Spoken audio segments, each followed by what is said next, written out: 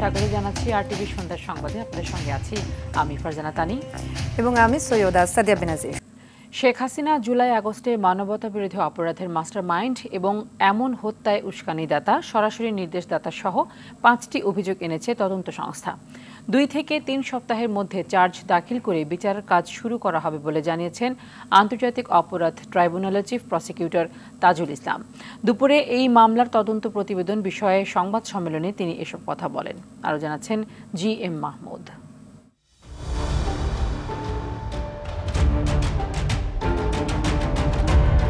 গত 5 আগস্ট আন্দোলনের মুখে দেশ ছাড়েন ক্ষমতাচ্যুত সাবেক প্রধানমন্ত্রী শেখ হাসিনা। এরপর জুলাই আগস্টের ঘটনার বিচারের উদ্দেশ্যে পুনর্গঠিত হয় আন্তর্জাতিক অপরাধ ট্রাইব্যুনাল। মানবতা বিরোধী অপরাধের অভিযোগে শেখ হাসিনা সহ 3 জনের বিরুদ্ধে প্রায় 150 পৃষ্ঠার তদন্ত প্রতিবেদন প্রসিকিউশনে জমা দেয় আন্তর্জাতিক অপরাধ ট্রাইব্যুনালের তদন্ত সংস্থা। অন্য আসামিরা হলেন সাবেক স্বরাষ্ট্রমন্ত্রী আসাদুজ্জামান খান কামাল ও সাবেক আইজিপি চৌধুরী আবদুল্লাহ আল মামুন।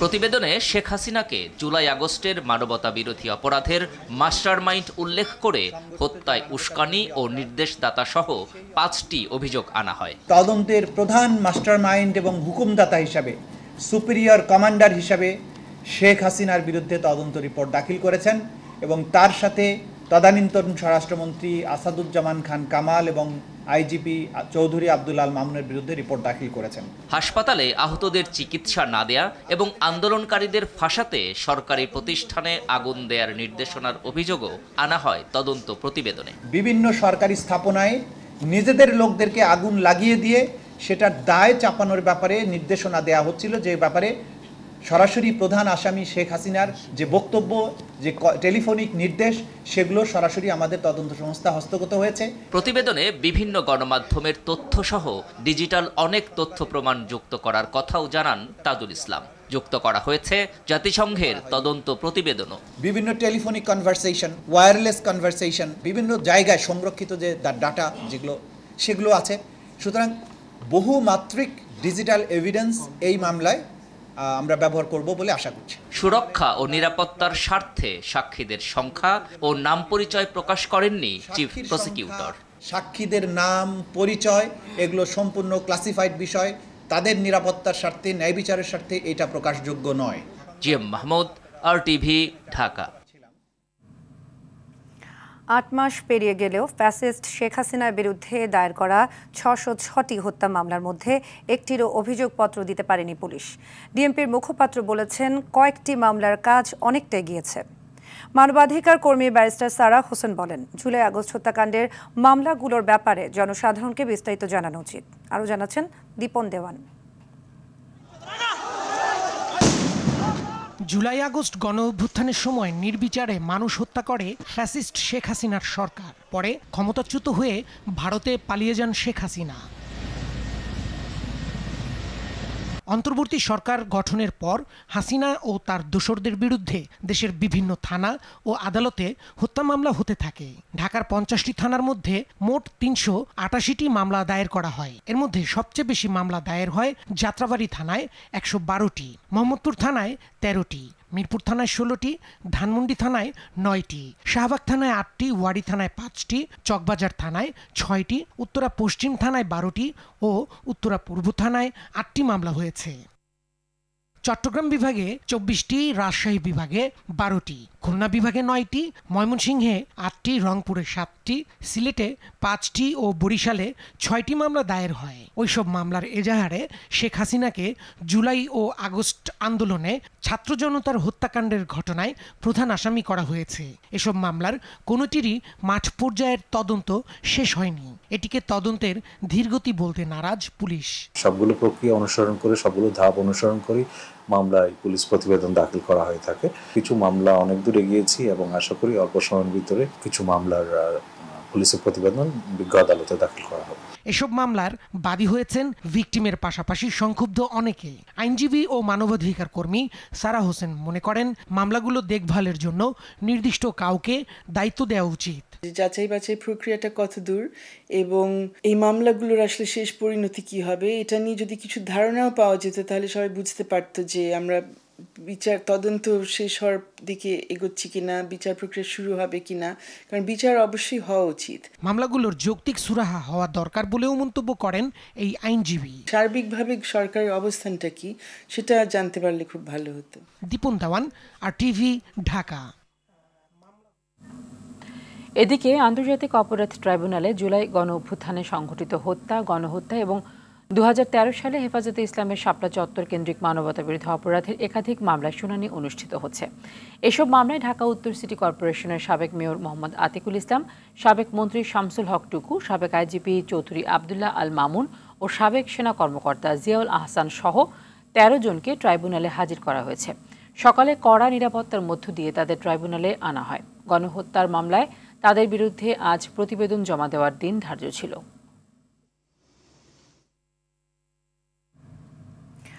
বাংলাদেশ আওয়ামী লীগ এবং এর সব অঙ্গ সহযোগী সংগঠন ও ভ্রাতৃপ্রতিম সংগঠনের যাবতীয় কার্যক্রম নিষিদ্ধ করে প্রজ্ঞাপন জারি করেছে অন্তর্বর্তী সরকার।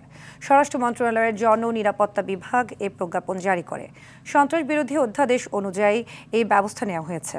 প্রজ্ঞাপনে বলা হয়, বাংলাদেশ আওয়ামী লীগ এবং এর সব অঙ্গ সংগঠনের নেতাকর্মীদের বিরুদ্ধে আন্তর্জাতিক অপরাধ ট্রাইব্যুনালে বিচার কার্য সম্পন্ন না হওয়া পর্যন্ত তাদের যে কোনো ধরনের প্রচারণা নিষিদ্ধ ঘোষণা করা হলো।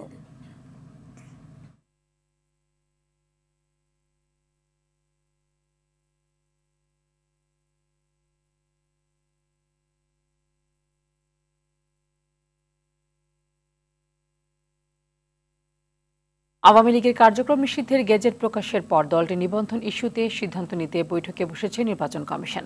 বিকেলে রাজধানীর আগারগাঁওয়ে কমিশন সচিবালয়ের প্রধান নির্বাচন কমিশনার AMM নাসির উদ্দিনের সভাপতিত্বে কমিশনের বৈঠক শুরু হয়। ছাত্র জনতা ও বিভিন্ন রাজনৈতিক দল এবং সংগঠনের আন্দোলনের মুখে আওয়ামী লীগের সব কার্যক্রম নিষিদ্ধ ঘোষণা করে প্রজ্ঞাপন জারি করে সরকার। এই মুহূর্তে নির্বাচন কমিশনে রয়েছেন সহকর্মী আব্দুর রহিম, সরাসরি যুক্ত হচ্ছেন তিনি। রহিম, বৈঠক কখন নাগাদ শেষ হতে পারে এবং আলোচনার বিষয়ে এখন পর্যন্ত কোনো তথ্য জানতে পেরেছেন কিনা? বলছিলেন, আমি বর্তমানে নির্বাচন কমিশনে রয়েছি। সেখানে সন্ধ্যা 6টা থেকে মিটিং চলমান রয়েছে। এখন পর্যন্ত মিটিং চলছে। মিটিংয়ে সর্বশেষ যে পরিস্থিতি, মিটিং শেষ হওয়ার পরে আমরা জানতে পারবো। আপনি জানেন যে আজকে স্বরাষ্ট্র মন্ত্রণালয়ের একটি প্রজ্ঞাপনের মাধ্যমে বাংলাদেশ আওয়ামী লীগকে নিষিদ্ধ করা হয়েছে এবং তার অঙ্গ সহযোগী সংগঠন যতগুলো রয়েছে সবাইকে কিন্তু নিষিদ্ধ ঘোষণা করা হয়েছে এবং তার কার্যক্রম ছাত্র জনতার যে আন্দোলনের পরে যে গণহত্যা চালিয়েছিল বাংলাদেশ আওয়ামী লীগ, আপনারা জানেন 2009 সাল থেকে 2024 সাল পর্যন্ত এই দীর্ঘ সময়টাই কিন্তু বিভিন্নভাবে মানুষকে তারা গুম, খুন, হত্যা সহ বিভিন্নভাবে নির্যাতনের শিকার হয়েছে, যার কারণেই কিন্তু আজকে নিষিদ্ধ করা হয়েছে এবং তাদের নির্বাচনী যে প্রতীক এবং তাদের যে কার্যক্রম সেটি আজকে তাদের যে নিবন্ধন সেটি বাতিলের বিষয়ে হয়তো বা সিদ্ধান্ত নেবেন। আমরা সেটি হয়তো বা অপেক্ষা করতে হবে আর অল্প কিছুক্ষণ। এই ছিল আমার কাছে নির্বাচন কমিশন থেকে সর্বশেষ। নির্বাচন কমিশন থেকে জানাচ্ছিলেন সহকর্মী আব্দুর রহিম। আওয়ামী লীগের কার্যক্রম নিষিদ্ধ করায় দেশের সকল মানুষ স্বস্তির নিঃশ্বাস ফেলেছে বলে মন্তব্য করেছেন প্রধান উপদেষ্টার প্রেস সচিব মোহাম্মদ শফিকুল আলম। দুপুরে ঢাকা রিপোর্টার্স ইউনিটি আয়োজিত মিট দ্য রিপোর্টার্স অনুষ্ঠানে তিনি এই কথা বলেন। প্রেস সচিব আরও বলেন, জুলাই গণহত্যার পরেও আওয়ামী লীগের কোনো অনুশোচনা নেই। জাতিসংঘ রিপোর্টেও আওয়ামী লীগের লোকজন ও শেখ হাসিনার সব অপকর্মের প্রমাণ মিলেছে বলেও জানান তিনি।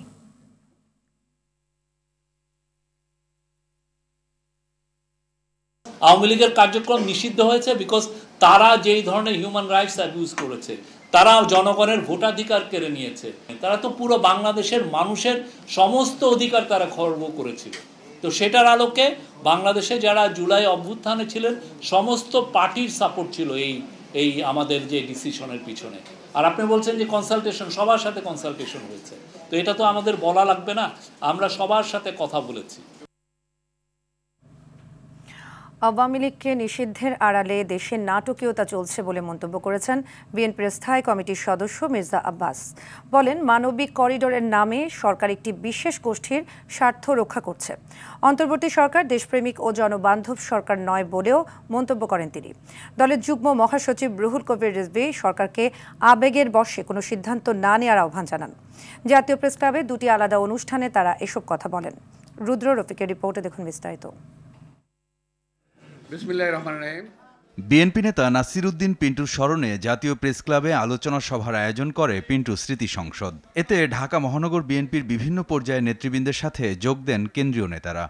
আজকে আমাদের বিএনপির যে অবস্থান, প্রধান অতিথির বক্তব্যে বিএনপির স্থায়ী কমিটির সদস্য মির্জা আব্বাস অন্তর্বর্তী সরকারের নিরপেক্ষতা নিয়ে প্রশ্ন তোলেন।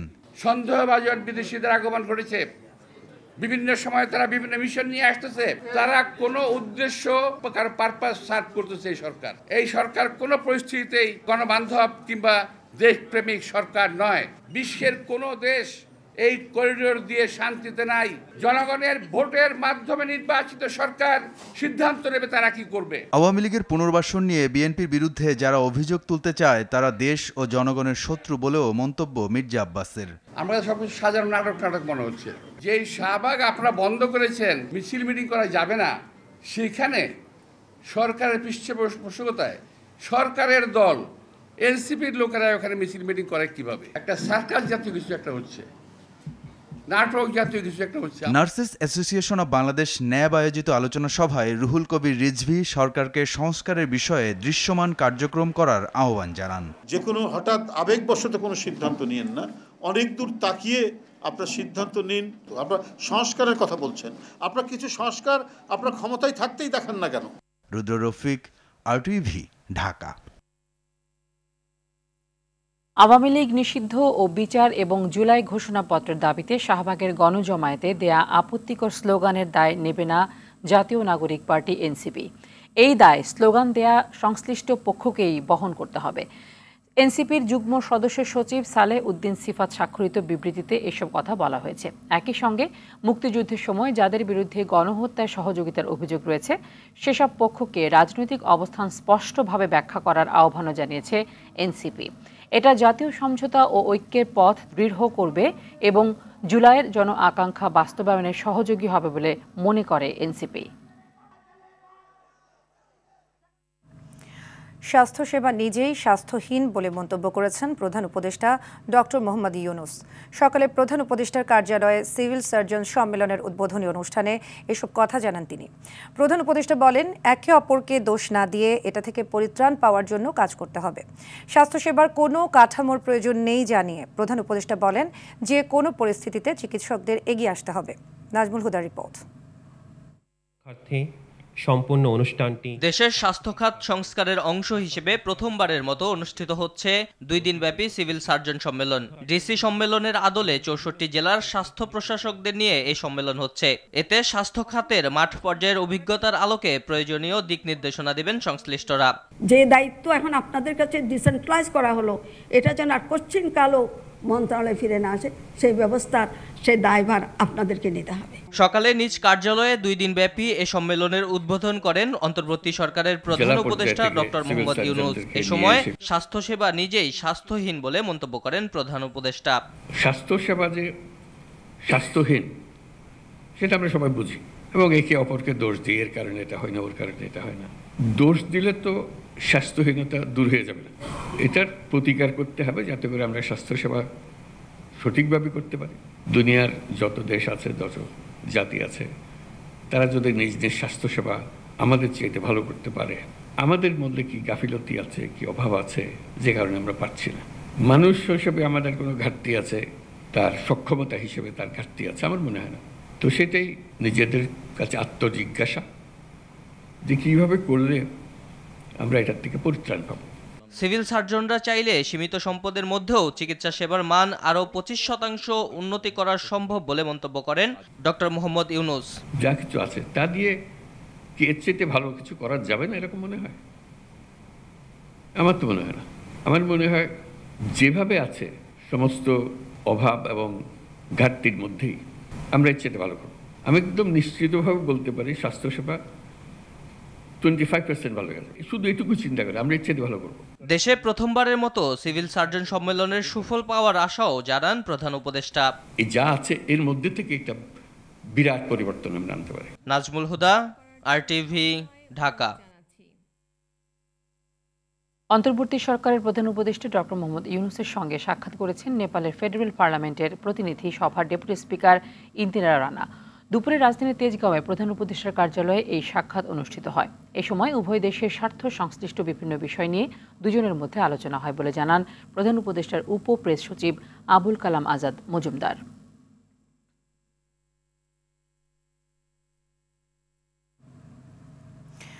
রাখাইনকে করিডোর দিলে নিরাপত্তা ঝুঁকিতে পড়তে পারে বাংলাদেশ, তাই আরও সতর্ক সিদ্ধান্ত নেওয়ার তাগিদ কূটনীতিবিদ ও নিরাপত্তা বিশ্লেষকদের। দেশের স্বার্থে মিয়ানমার জান্তা সরকার বা আরাকান আর্মি কারো পক্ষ নেওয়া উচিত হবে না বলেও জানান তারা। তাই সকল রাজনৈতিক দলের সঙ্গে আলোচনা করে মানবিক করিডোর নিয়ে সরকারের সিদ্ধান্ত নেওয়া উচিত বলে জানান তারা। জহিরুল ইসলাম খানের ক্যামেরায় আরও জানাচ্ছেন বিপুল দেবরায়। মানবিক করিডোর বর্তমান সময়ে দেশের সবচেয়ে বেশি আলোচিত ইস্যু। বাংলাদেশ হয়ে মিয়ানমারের রাখাইন রাজ্যে এই করিডোর নিয়ে হচ্ছে নানা জলঘোলা। রাখাইন রাজ্যে ত্রাণ সহায়তা পৌঁছাতে বাংলাদেশ হয়ে মানবিক সহায়তা পাঠানোর জন্য জাতিসংঘের এমন প্রস্তাবে সরকারের নীতিগত সিদ্ধান্তের পর চলছে আলোচনা সমালোচনা। তবে ইতিহাস পর্যালোচনা করে দেখা যায় Armenia, Azerbaijan, Bosnia Herzegovina, Congo অথবা সিরিয়া কোথাও মানবিক করিডোরের বাস্তবায়ন সফল হয়নি। সর্বশেষ ইউক্রেন রাশিয়াতে জাতিসংঘ প্রস্তাবিত মানবিক করিডোরের প্রস্তাব প্রত্যাখ্যাত হয়েছে। তাই বাংলাদেশ হয়ে রাখাইনে মানবিক করিডোর কতটুকু ফলপ্রসূ ও দেশের স্বার্থ রক্ষা হবে তা নিয়ে রয়েছে উদ্বেগ উৎকণ্ঠা। এ ব্যাপারে ভূরাজনীতি ও নিরাপত্তা বিশ্লেষক অবসরপ্রাপ্ত ব্রিগেডিয়ার জেনারেল শামীম কামাল ও সাবেক কূটনীতিবিদ মোহাম্মদ সাইফুল্লাহ জানান, মিয়ানমার সরকার ও আরাকান আর্মি উভয়ের সমর্থন ছাড়া করিডোর কার্যক্রম ঝুঁকিপূর্ণ হবে। আরাকান আর্মি এবং ওদের সরকারের সাথে জাতিসংঘের বোঝাপড়া, যদি এটা হয় তাহলে এটা সম্ভাবনা আছে। যদি জান্তা সরকার বা আরাকান আর্মি কোনো একটা পক্ষ যদি এই করিডোর দিতে সম্মত না হয় বা বাংলাদেশকে আহ্বান না জানায়, বাংলাদেশের ব্যাপারে ইতিবাচক মতামত না জানায়, তাহলে সেখানে কিছুটা হলে ঝুঁকি থাকবে। রোহিঙ্গা প্রত্যাবাসন সংকটে জানিয়ে বিশ্লেষকরা জানান, দেশের স্বার্থ ও নিরাপত্তা নিশ্চিত করে রাজনৈতিক দলগুলোর মতামত নিয়ে করিডোর বিষয়ে এগোতে হবে সরকারকে। এটা যদি ক্লিয়ার না হয় তাহলে কিন্তু এই যে বিরোধিতা, অহেতুক বিরোধিতা বা যৌক্তিক বিরোধিতা, এটা হবেই। সুতরাং রাজনৈতিক দলগুলোর ডেকে এটা মতামত নিতে হবে। পঞ্চায়েত দল যদি বলে যে আমরা এই আমরা চাই, এটা যদি পররাষ্ট্র মন্ত্রণালয়কে দেয় তাহলে পররাষ্ট্র মন্ত্রণালয় তাদের সিদ্ধান্ত নিতে খুব সহায়ক হবে।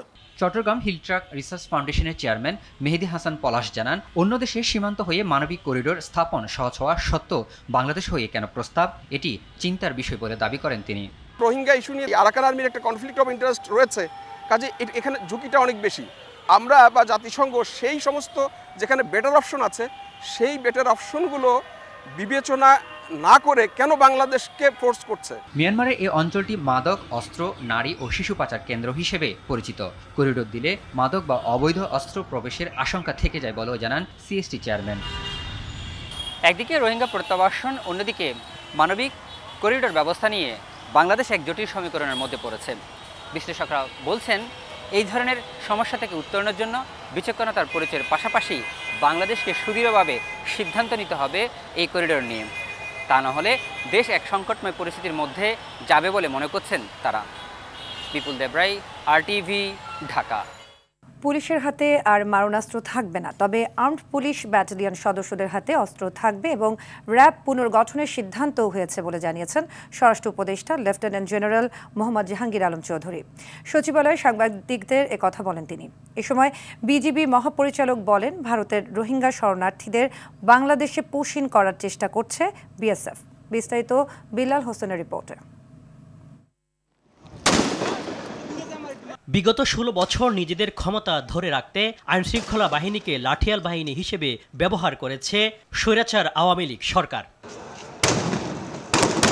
সর্বশেষ জুলাই আগস্ট ছাত্র জনতার আন্দোলন দমন করার জন্য আইন লঙ্ঘন করে নির্বিচারে গুলি চালায় পুলিশ বাহিনী। এমন বাস্তবতায় পুলিশের হাতে কোনো মরণাস্ত্র না রাখার সিদ্ধান্ত নিয়েছে অন্তর্বর্তী সরকার। সচিবালয়ে আইন শৃঙ্খলা সংক্রান্ত উপদেষ্টা পরিষদের সভা শেষে স্বরাষ্ট্র উপদেষ্টা বলেন, পুলিশের হাতে থাকা মরণাস্ত্র জমা নেওয়া হবে, তবে থাকবে রাইফেল। কোনো মরণাস্ত্র পুলিশের হাতে থাকবে না, বাট এপি ব্যাটালিয়নের হাতে থাকবে। এপি ব্যাটালিয়নের কাজ কিন্তু অন্য পুলিশের থেকে একটু ডিফারেন্ট। আপনি বলবেন যে ওই যে রাইফেলও থাকবে না, তা না, রাইফেল তো তার কাছে থাকবেই। র্যাব পুনর্গঠনের সিদ্ধান্ত হয়েছে জানিয়ে উপদেষ্টা বলেন, ঈদে চাঁদাবাজি ও ছিনতাই রোধে তৎপর থাকবে আইনশৃঙ্খলা বাহিনী। আনসার তাদের রাখতে হবে প্রতিটা হাটে 100 করে, মানুষের নিরাপত্তার জন্য। কোনো ধরনের যেন চাঁদাবাজি না হয়। ইন্টেলিজেন্স অর্গানাইজেশনগুলি বলে দেওয়া হয়েছে র্যাব এই পুনর্গঠন কিভাবে হবে, এটা এই নামে থাকবে কিনা, এই ড্রেস থাকবে কিনা, বা এই ফোর্স থাকবে কিনা, বা কিভাবে অর্গানাইজ হবে, এই জন্য আমরা একটা কমিটি করে দিয়ে দিচ্ছি। ভারত সুপরিকল্পিতভাবে সীমান্তে পুশিং চালিয়ে যাচ্ছে। এর মধ্যে ভারতের নিবন্ধিত রোহিঙ্গাও আছে বলে জানান বিজিবির মহাপরিচালক।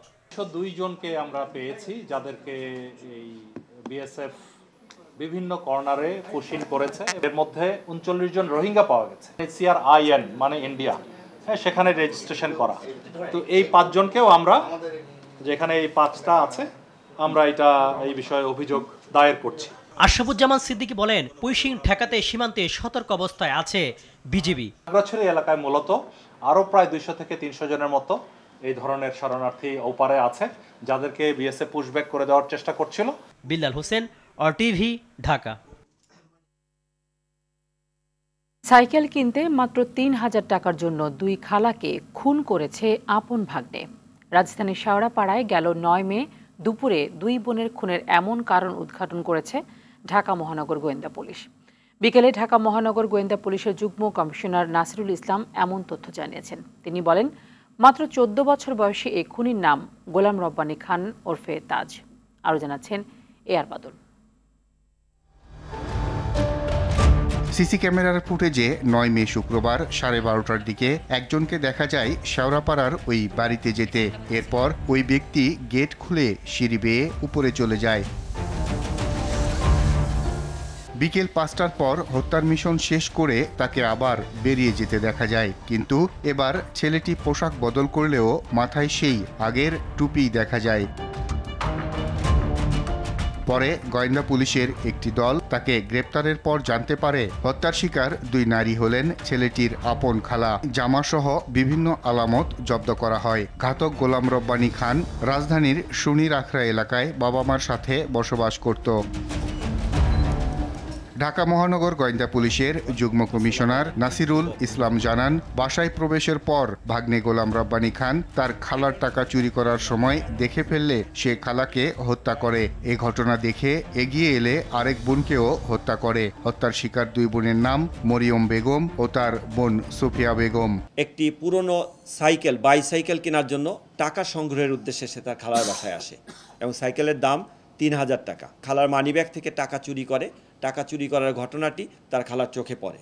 চোখে পড়লে তার খালা যখন টাকা চুরির বিষয়টি তাকে চার্জ করে এবং তার মাকে বলে দিবে মর্মে তাকে জানায়, তখন সে দিক বিদিক হয়ে ডাইনিং টেবিলের এখানে এসে ওই চাকু দিয়ে তার খালার পেটে আঘাত করে। চিৎকারে তার আরেক খালা অন্য রুম থেকে আসলে সে যখন এই দৃশ্য দেখে, তখন সে চাকু দিয়ে তার ওই খালার পেটেও আঘাত করে।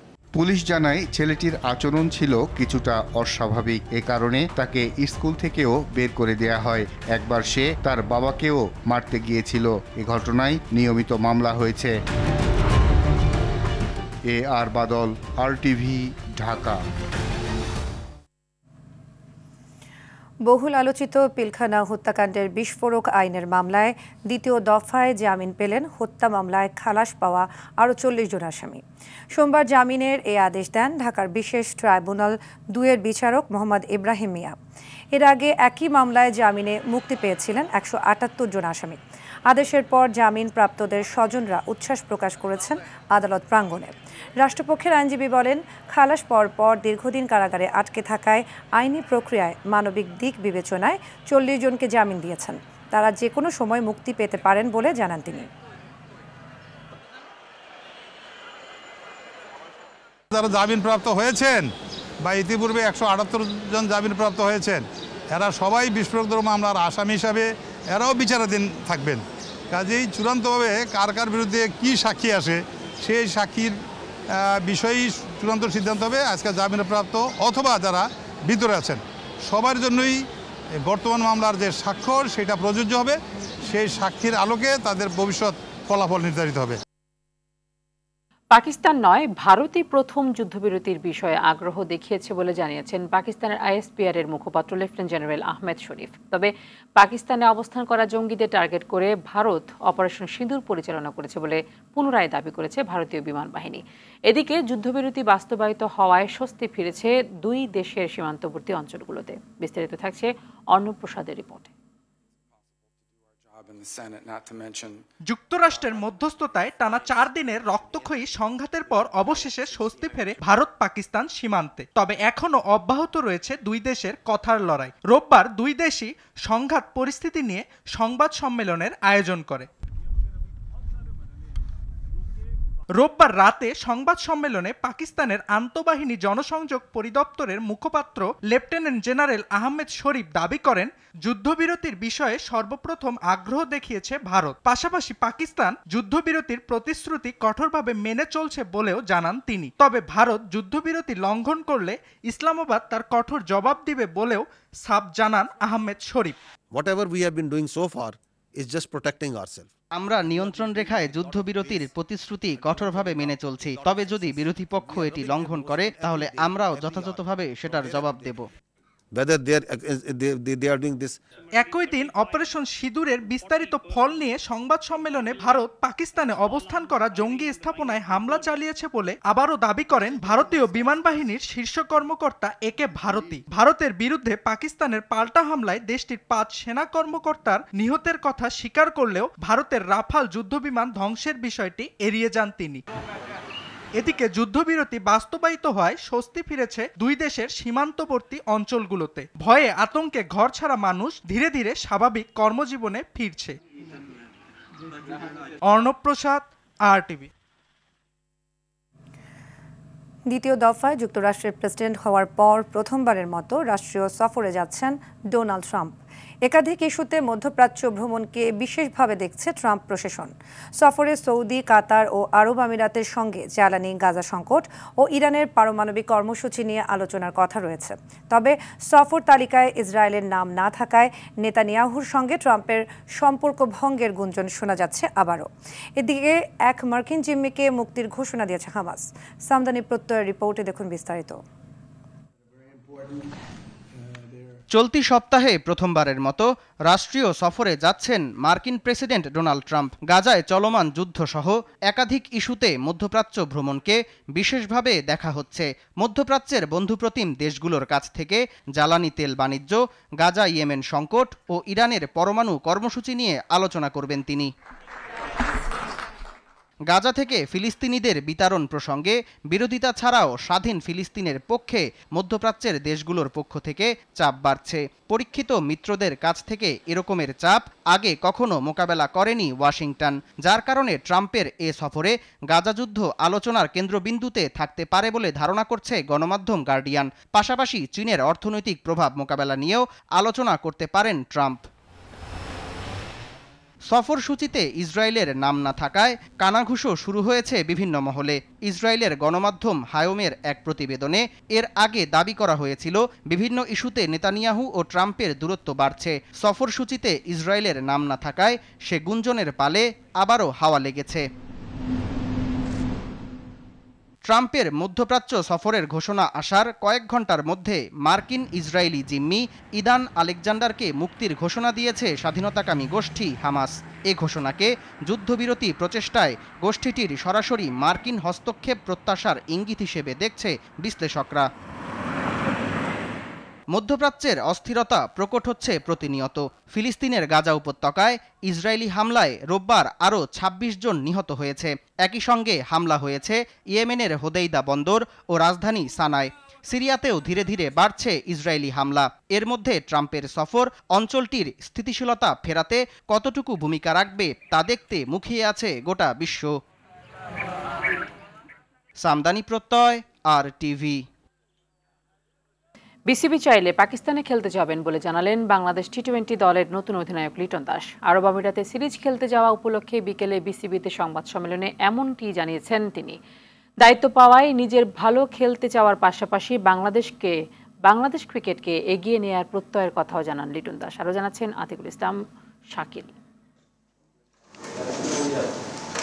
দায়িত্ব পাওয়ার পর প্রথমবারের মতো সাংবাদিকদের সামনে আসলেন বাংলাদেশ টি-20 দলের নতুন অধিনায়ক লিটন দাস। সাম্প্রতিক সময় উইলো সেভাবে হাসছে না এই ট্যালেন্টেড ব্যাটারের। সংবাদ সম্মেলনে স্বাভাবিকভাবেই কথা ওঠে অধিনায়কত্ব বাড়তি প্রেশার হবে কিনা। যদিও লিটন মনে করেন দায়িত্বকে প্রেরণা হিসেবে নেয়ার, দীর্ঘমেয়াদের দায়িত্ব দল পরিচালনায় আত্মবিশ্বাস দেবে বলে মন্তব্য তার। যেহেতু একটা নতুন সুযোগ আসছে, ও আমরা সবাই বিশ্বাস করি যে যার পজিটিভ ওয়েতে চিন্তা করে তার একদিন দুদিন পর হলেও রেজাল্টটা আসে। তো আমি ওই জায়গায় আছি, চেষ্টা করব পজিটিভ ওয়েতে চিন্তা করার, যেন রেজাল্টটা আমার দিকে নিয়ে আসতে পারি। যেহেতু লং পিরিয়ডে একটা টাইম আমি পাবো, আমি চেষ্টা করবো জিনিসগুলো আস্তে আস্তে ডে বাই ডে গ্রহণ করার জন্য।